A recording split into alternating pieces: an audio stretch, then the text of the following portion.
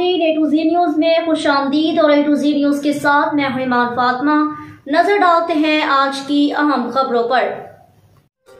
इंतजार हुसैन की रिपोर्ट के मुताबिक इंडियन फिल्म इंडस्ट्री के नामवर अदाकार गरजीत चतरकार और हमरा कमल सिंह के डिस्ट्रिक्ट फैसलाबाद की तहसील समंदरी के नवाही गांव चक नंबर 477 कोट शरीफ रूहानी शख्सियात पीर सैयद बरकत अली शाह के दरबार पर हाजिरी के सिलसिले में इंडिया से खसूसी पाकिस्तान आमद दरबार शरीफ पर खसूसी सलाम व हाजिरी लगाई।